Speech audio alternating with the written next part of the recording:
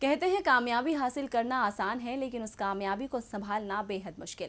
कामयाबी मिलते ही कुछ लोग शोहरत की चकाचौंध में खो जाते हैं और जमीनी हकीकत से दूर चले जाते हैं।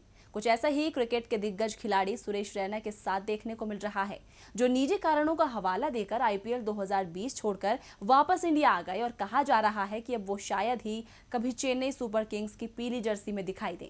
रैना क्यों हो सकते हैं चेन्नई से अलग, देखिए इस रिपोर्ट में। सुरेश रैना के आईपीएल छोड़ के जाने की खबर के बाद से ही उनके फैंस काफी निराश थे।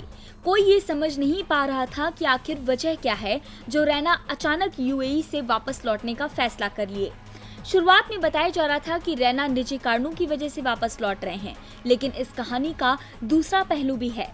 रैना निजी कारणों से नहीं बल्कि किसी और कारण से वापस लौट रहे हैं और इसका खुलासा किया है टीम के सह मालिक और बीसीसीआई के पूर्व अध्यक्ष एन श्रीनिवासन ने। उन्होंने बताया है कि कुछ क्रिकेटर्स खुद को आत्मदम्भी समझने लगे हैं, जैसे पिछले जमाने में नखरा करने वाले बॉलीवुड अभिनेता हुआ करते थे। सीएसके हमेशा से एक परिवार की तरह रहा है और मेरी ये सोच है, अगर आप किसी बात पर अड़े हैं या फिर किसी बात से नाखुश हैं तो वापस चले जाइए। मैं किसी को कुछ भी करने के लिए फोर्स नहीं करता। दरअसल ये सारी बातें श्रीनिवासन अपनी ही टीम के खिलाड़ी सुरेश रैना के लिए कर रहे थे। बताया जा रहा है कि रैना ने होटल के रूम को लेकर हुए विवाद के चक्कर में स्वदेश लौटने का फैसला कर लिया। रैना टीम के कप्तान एमएस धोनी की तरह ही रूम चाहते थे। रैना को भारत लौटने के फैसले के बाद से ही श्रीनिवासन उन पर भड़के हुए हैं। श्रीनिवासन ने कहा है कि जल्द ही रैना को ये समझ आ जाएगा कि वो क्या खो रहे हैं, खासतौर से पैसे को लेकर।